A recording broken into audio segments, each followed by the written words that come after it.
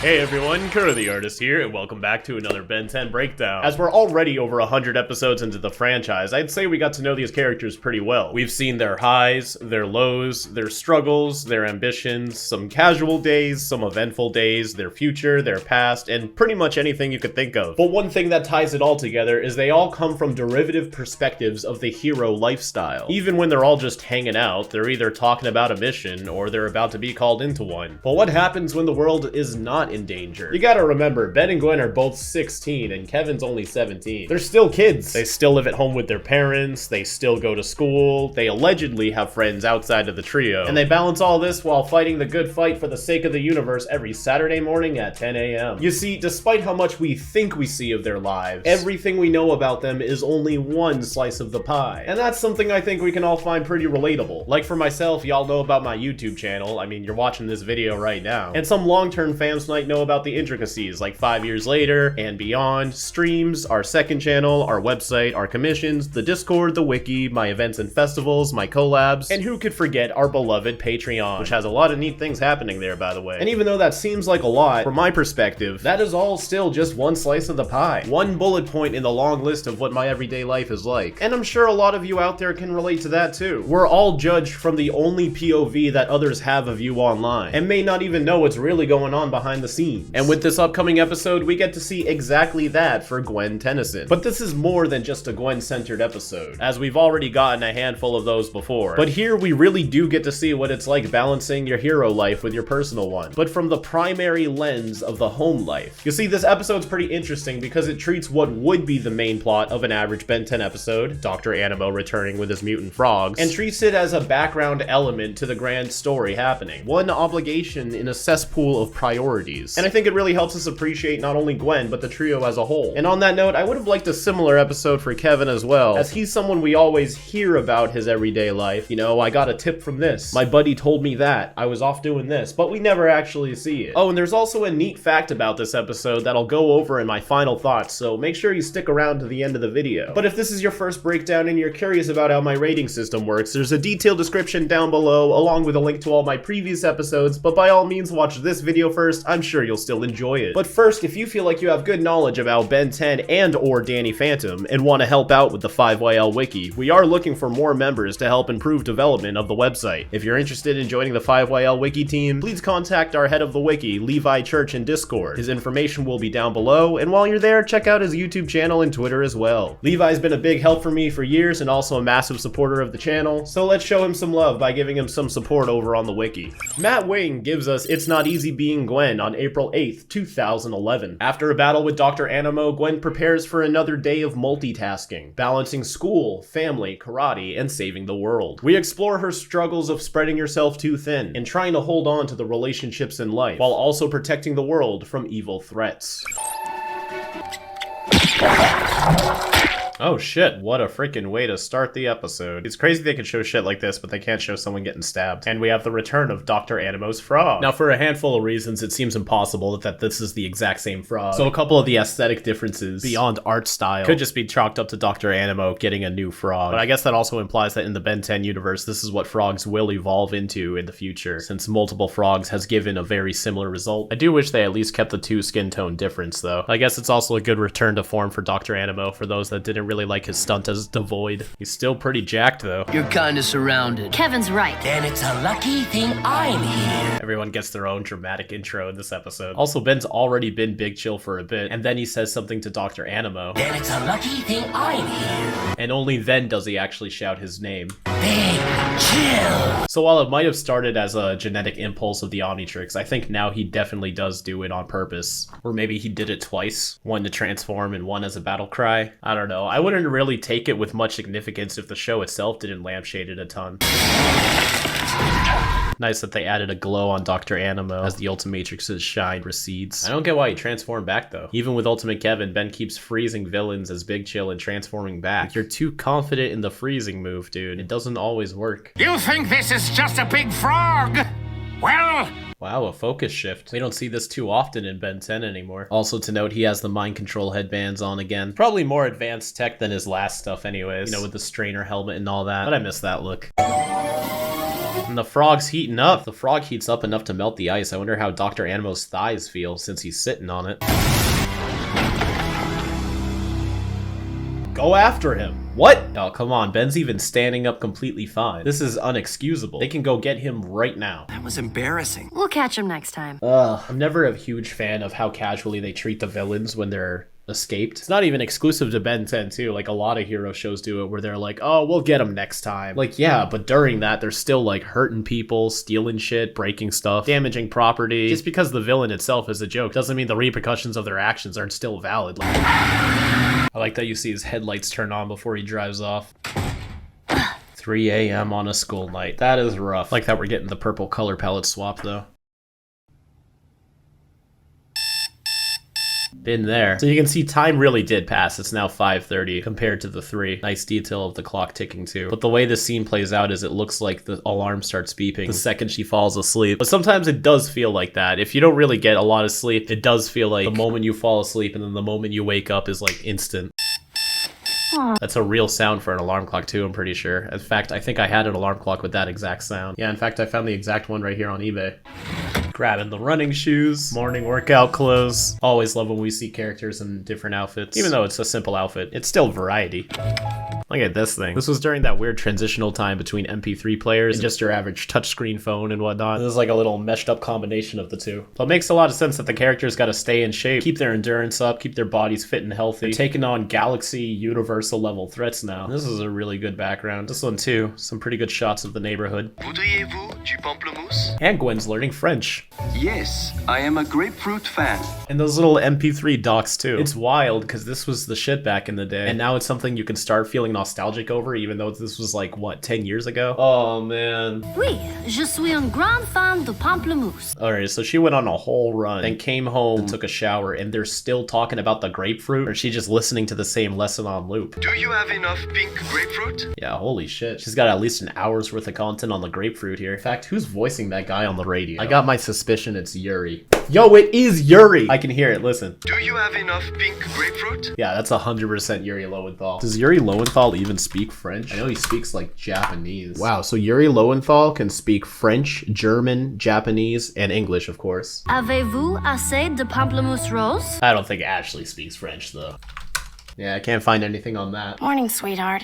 I like that we still check up with Natalie every now and then. Frank's probably at work. I still haven't finished sending the family reunion invitations. Could just make a Facebook invite or something. Auntie Joyce is going to kill me. Another offhanded Tennyson member, Auntie Joyce, which would make her Gwen's great aunt, I believe. I can do a few every morning. When do you need them? Tomorrow. She's already fallen into the same habits I have, where the urge to help someone out overrides your actual availability. Like right now, she really shouldn't be committing to this. I know she wants to help out Natalie, but she's definitely got enough going on, but she's still trying. I admire that, Gwen. But at the same time, what's Natalie gonna be doing? I could print them out. My side of the family by hand.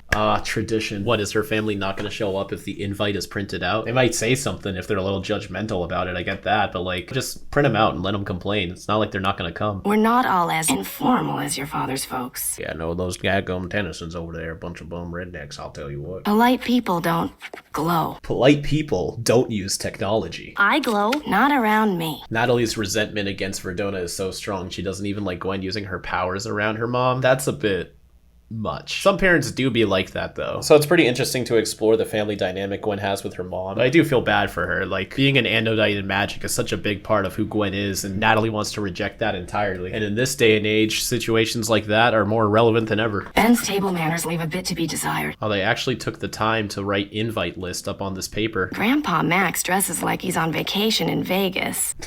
Oh, that's such a good line because it's so true. Who wrote this episode again? Matt Wayne. Matt Wayne. That's so good. What is Mogwai anyway? I wouldn't have caught this if my good buddy Ash wasn't so into Gremlins, but that is indeed a reference to Gremlins, which are now playable in multiverses. Trying to get Ben in multiverses? Make sure to tweet out hashtag Ben10 for multiverses over on Twitter. You know, we're still fighting for my changeling boy to get up in that ring. Who has a formal family reunion dinner? We do. Were her eyes always blue? Huh. Yeah, I guess they were. She looks like she was drawn a bit differently in her first appearance, and the shape of her hair was treated differently. Don't worry, Mom. I'll get them done. So Gwen's got school, studying, karate, fighting aliens, and now making these invitations. Shit's piling up, Gwen. And it's still the morning. Oh, man. You're wonderful, Gwenny. At least her mother's appreciative, though. You know, she's not a demanding character where she's like, get this done with no remorse. Like, I think she understands the pressure she's putting on Gwen, so she's at least thankful for it. Although I'm still turned off by her bias against the Tennysons and magic. Natalie's a complicated character.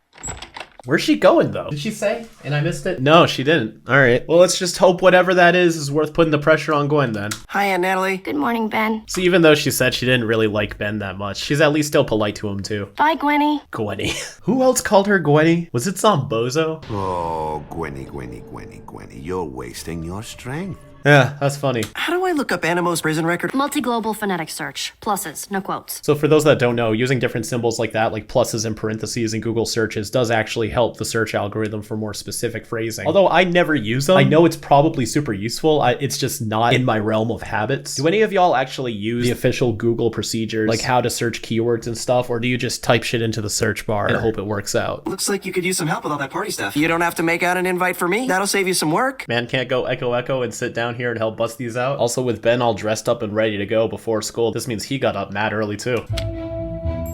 Ooh, almost 8 o'clock. How do you use a waffle iron? Small note of skill right there, but I cannot write things down and listen to words. It just confuses me. If I'm ever listening to music when I'm studying or scripting or something, it has to be instrumental. So her listening to other words, trying to learn a language, and writing something differently, it's a lot of mental dexterity. No time for breakfast, and I'll still never get all this done before school. That's rough. Got her spell book again. So in this shot, the golden patterns have an outline around them to help indicate where to color them. But here, it's just the colors without any outline. I wonder which way is easier for the animators. Cyndia. Oof. Even when it's Gwen herself, the writing still looks pretty legible. You can even see that up here. But once the spell starts doing it, it's straight up scribbling on the paper. Hey, Kevin. Trying to make the car submersible. That's something he has talked about before. Is there anything this car can't do? It's not submersible, but I'm working on it. Nice little looped animation right here. Look how the trails of the fire come off of the paper. That's really nice. Oh no, all her work. I'll call you later. It's another thing I can relate to. Sometimes I get a lot done in like Photoshop or Premiere and then it crashes and fucking deletes everything. Nice little detail that the clock has progressed since the last shot we've seen it. This episode's been really good with their clocks so far. It really does give you a taste of the average day of Gwen Tennyson. Coming! Who gave her a ride? Natalie's gone, Ben's gone, Kevin's working on his car. Could it be Emily?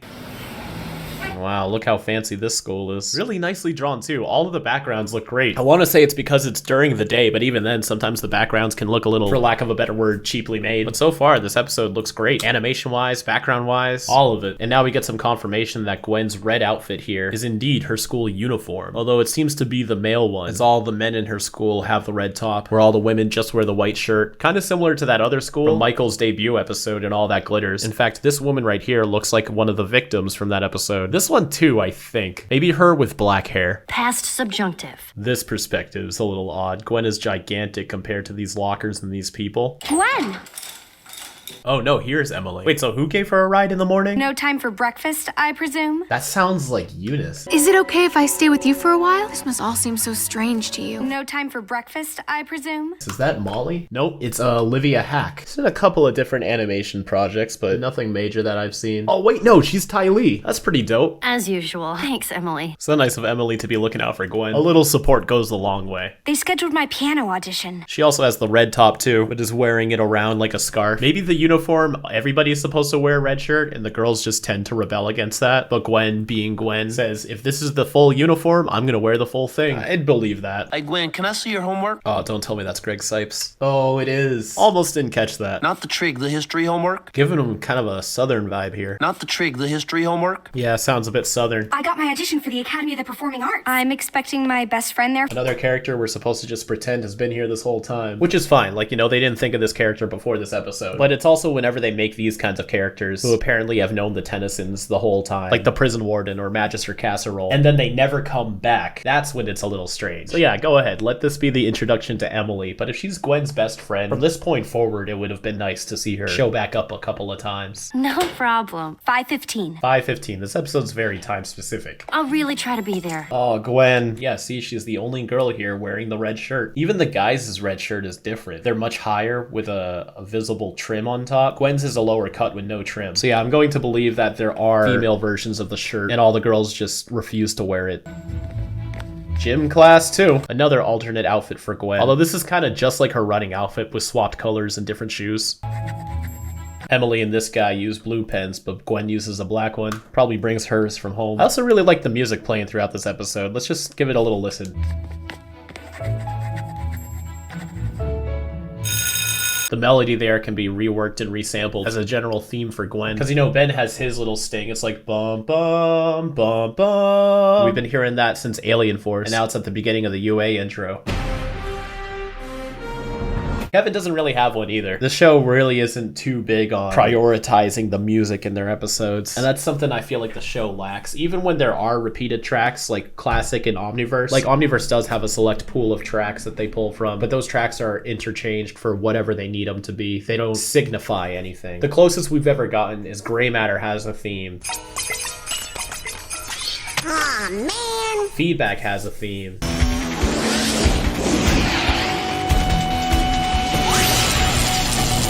And I read on the wiki that Jerry Rig has a theme, but I've never noticed it. Let me see if I can find it.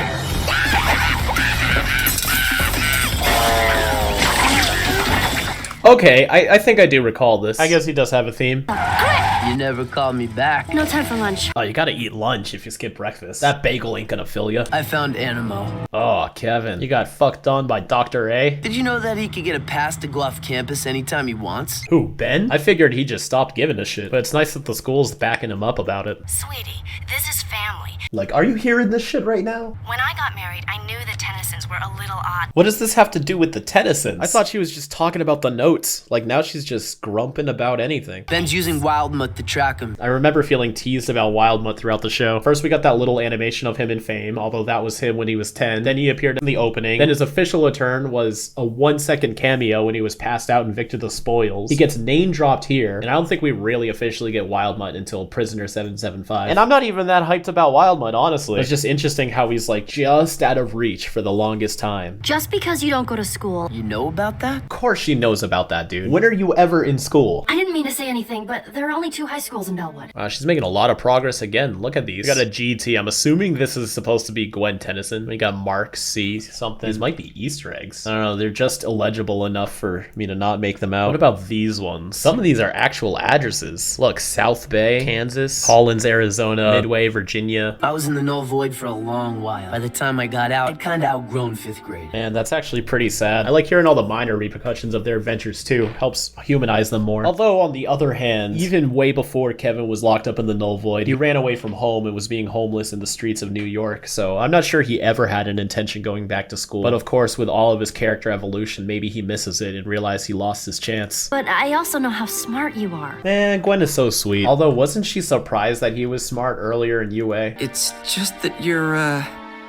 Smart. Of course, this was an earlier episode, so maybe this is her realization of him being smart, but I don't know, this scene always bugged me because no shit, Kevin's smart. It's actually kind of demeaning how shocked they are that he has intelligence, so it's nice to hear him be praised about it in this episode. But it's still a thing. You read all those books in prison. What books? GED. I'll find out what you need to do. Help you study. Always room for another project, huh? I feel like this episode shows how much I relate to her. I have this compulsive habit to just keep taking on projects, whether it be to help people out or my own ambitions, and you know, it's nice to see somebody else going through the same thing, especially in one of my favorite shows. It's kind of comforting, you know, like if she can make it happen, I can make it happen too. If I wanted to take it easy, I'd go live with my grandma. I'm not about to let anyone down. You're damn right.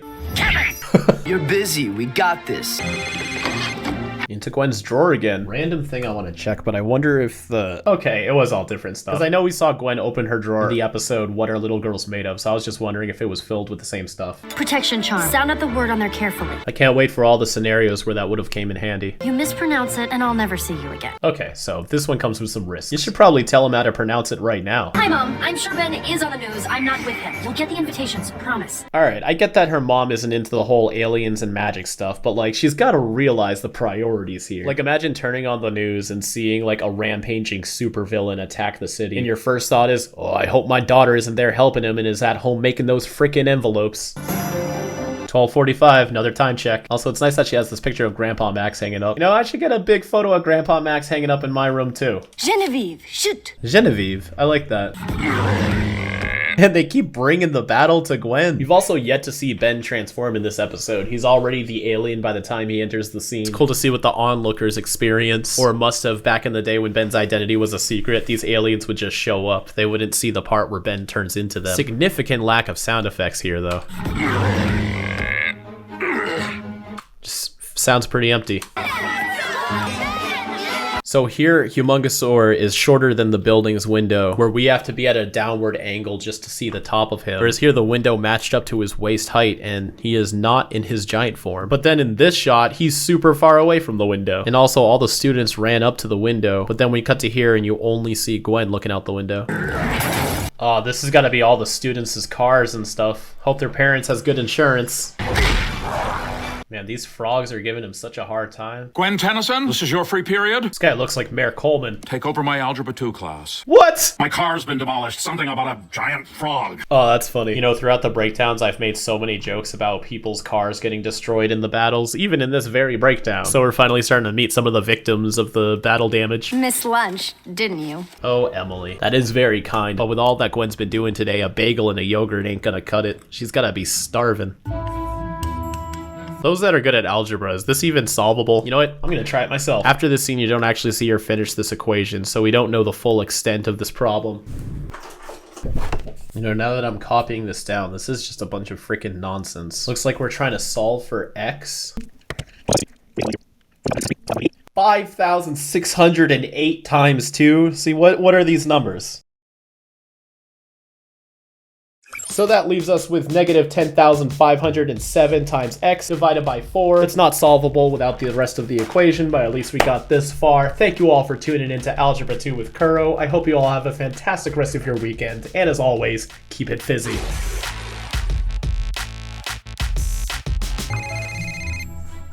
Good. Every man, woman, and child. This could just be the news filming Animo doing whatever. I think it'd be funnier if like Animo filmed this video himself and uploaded it online just to threaten everyone. It's a little after 3 now. Getting close to Emily's recital, Gwen. And karate. Nice. Haven't seen these people since the pilot. Locker room 2. So many backgrounds that they have to make for this episode. My audition's over the hill in an hour. So it's 4:15. I still have those invitations and a thing with Kevin. All right, well, if her recital's at 5:15, she'll probably be home by like 6:30. And she told her mom those invitations would be done tonight. So she could go to the recital and still have time to do the invitations. I wouldn't prioritize the invitations right now. And Kevin, while it's sweet to try to get him to study for a GED, you don't have to start that today. You know, save that for another day. Y'all just thought of this like a couple hours ago. Time management, Gwen. It's the Chopin Fantasie Impromptu. She's right too. That is the actual track that they use later in the episode. Gwen! Again, we're just introduced to Ben already as an alien. Although both the sidewalk and the road is clear. Do you really gotta be putting your dirty monkey feet all over everyone's roofs? We underestimated him. I can't do this without you.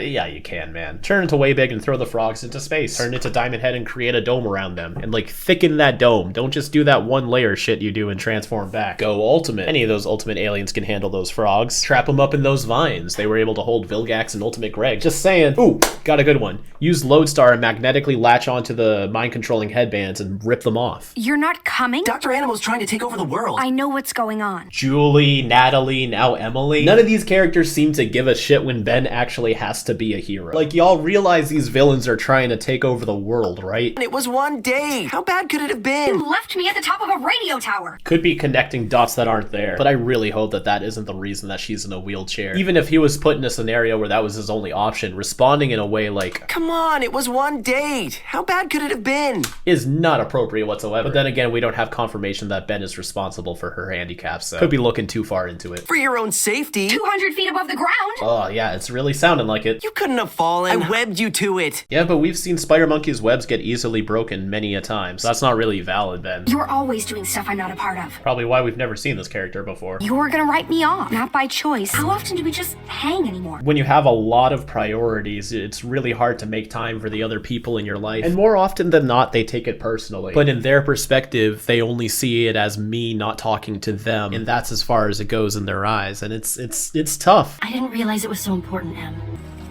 Love the grass in the foreground here. You coming? Yeah. Gwen better be vital to this Dr. Animo fight, because if they beat him without Gwen... 4 frogs. Alright, that is a bit. They're also at the planetarium. We last saw this in Incharm's Way in Alien Force. The protection charm. Cannon bolts. See, there's Ben's musical sting right there. Was he controlling that thing with his headband too? Hey, not a bad ball form animation. UAF was pretty funky with their rotations, but this one looks good. The recital has started. Must be 5:15. I like the double layer of shadow reveals. And they animate her placing her feet down too. Everyone's dressed here so nicely.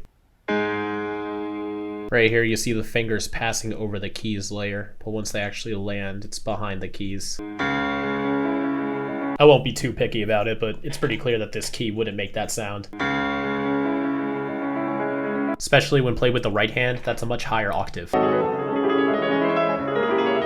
This scene's very easy on the sound department. I kinda like it though. No need to worry about the sound effects or anything. Although look how gigantic the telepathy band is on the frog now. It wasn't even that big at the start of this episode.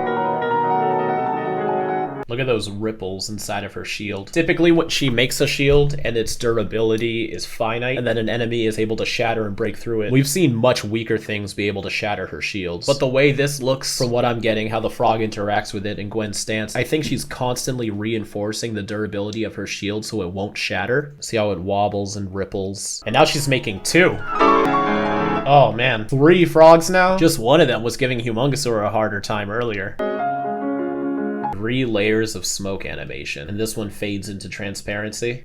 Beautiful. So she withstand the power of the 3 mutant frogs and that laser, and her shield is still going. And a nice little detail, you can see the ground below her is still intact too. See that elevation right there, as it was also shielded. The smoke back here is a lot more out of focus than the smoke that's closer to the cam. Very great details. There's the algebra instructor. Did Animo have to enter through here? What about the door? And he changes back. I'm gonna assume he timed out, because there doesn't seem to be advantage to going back to human for now. Like, what is he expecting to accomplish? Although this device rotating while they try to maintain a background texture. I always admire the ambition, but here it looks a bit choppy. Yeah, it's a bit rough. I feel like it would be a fun project to try to take this whole scene and add in my own sound effects and score to it, see what it looks like for the characters' perspectives. Oh man, it is ballsy for Ben to go up to Dr. Animo like this. His shoulders are bigger than your head, Ben. You will not win hand-to-hand against him. Kevin, no! And now Kevin's a mutant once more. He's got to go through the frog arc. Kevin's stuck as a mutant frog for the rest of the series.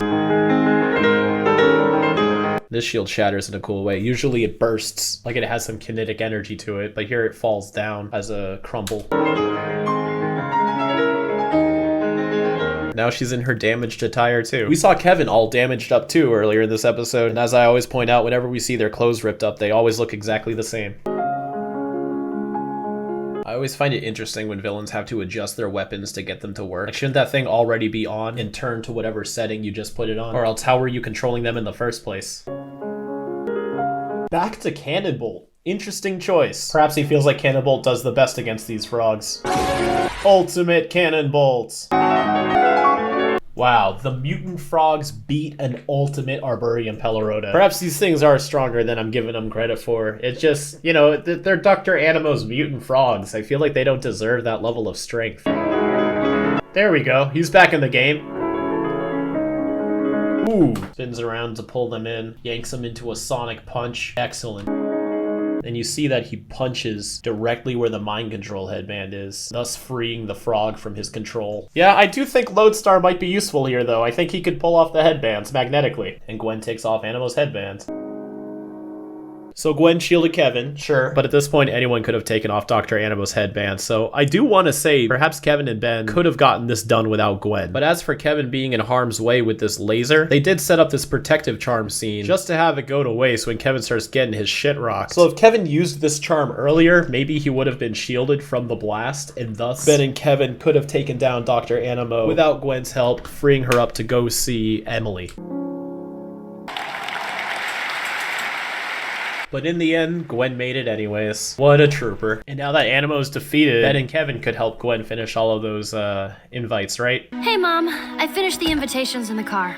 Nope. I guess Gwen did it herself. Kevin called and I asked him and Ben to join us. Oh, that's nice of her. She was just complaining about Ben's table manners earlier, but she still invites him. Natalie's a flawed mom, but she tries. For a Gwen-centered episode, I think this was a great way to go about it. Every Gwen-centered episode we've seen so far has always been about trying to give her her own stance in the trio, whether it be in the classic series by giving her magic, or in Alien Force exploring her alien heritage. But here, the struggles don't come from a big crisis or an enemy at all. I mean, aside from Dr. Animo, but this episode's really just about a day in the life of Gwen. Sure, there's the Dr. Animo plot, but it's just one factor to the whole life that she's living every single day. And I think they did a great job with it, so I'm gonna give the plot a 4. It doesn't feel unrealistic with the amount of random obligations. Like, I've seen a lot of shows where they try to do an episode where a character has to juggle so many obligations. It's always like a big crisis here and a big crisis here, pulling them apart in different ways. But with here, most of the issues are just everyday things like school and family, keeping up with your friends, trying to make time for everybody in your life, doing your best to help people out and starting to fall behind. All these problems are very average, relatable, real problems that I'm sure a lot of us go through. So it's cool to see a character we've been following for over 100 episodes now just be a human being. You know, despite all of the going to the Forge of Creation, fighting Ultimate Kevin, battling the demons from the Lacubra dimension, Gwen also has all of these other problems and she does her best to make time for them. And in the end, she's able to stay on top of everything. It seems like it's usually a struggle, but she also has the support of her friends and family. Emily comes through and makes sure Gwen's fed. Gwen's mom, despite not agreeing with her hero lifestyle, still shows her and Ben a lot of love and respect. Kevin offers to handle Animo by himself so that Gwen has more time for the things in her life. The characterizations, of course, will get a 5. I feel like the trio are self-explanatory, and I've done enough analysis on Natalie during the actual breakdown. But this new character, Emily, I think she's a good addition to the cast. Her dynamic with Gwen is kind of a similar dynamic that Ben has had with Julie, where the friend is starting to feel like the saving the world is pushing them apart. But with Emily, it's different. She did get a little upset about the situation, but she wasn't really mad at Gwen. She was concerned that if Gwen's off doing her own thing and then she starts pursuing her own career, it's going to tear the two apart, and all she wants to do is hold on to their friendship. Whereas with Julie, she just straight up gets mad at Ben, then forgives him, only to get mad at him again the next episode. And Ben, of course, being Ben, just handles it the worst ways. So I like seeing that type of dynamic played out in a manner where the characters are able to handle that situation. Dr. Animo's Dr. Animo, so whatever. Visuals, I'm gonna give it a 4. Not just because we get to see so many different areas and the way that Gwen's life plays out, but the art and animation is pretty on point too. There's a bit of funkiness here and there, as is with every episode, but I think the presentation here was great, especially the fight choreography at the end. It was very well animated and well executed. In fact, the more I think about it, I think the visuals deserve a 5. It's harder for me to say a 5 because there's just not a lot of cosmic Ben 10 action things happening on screen, but I feel like that's more of towards the entertainment category than the visuals, because the visuals of what we get are great. Importance for this though, it struggles to get past a 1. The 1 there is just for if you watch this, it does help you relate to Gwen a little bit more, adds more to her character in a way that she doesn't normally get, or any character really gets. And you can kind of use this episode to sort of project and see what everybody else's life is like outside of being a hero too, and not just Gwen, even though this episode is primarily focused on Gwen. But ultimately, it's not necessary, so even the 1 itself is pretty generous. But entertaining, as much as I really like this, I can only give it a 2. This really isn't one of the more favorable episodes in the Ben 10 fandom. It slows down the Dagon arc even more, and the Dagon arc is already having an extremely hard time getting its foot off the ground. And while it's a great experience to watch the first time, there's not really much rewatchability with this episode. It's kind of a one and done. Even as much as I like it, I don't see myself coming back to this episode to watch it if I wanted to watch a Ben 10 episode. So despite excelling in its premise, it's still one of the lesser interesting episodes of the series. So we're gonna finish off It's Not Easy Being Gwen with a 17 out of 25. That's still a pretty good score. In fact, the best score we've had so far in the last 3 episodes. But I guess that also goes to show the direction that Ultimate Alien Season 3 has been headed, which is generally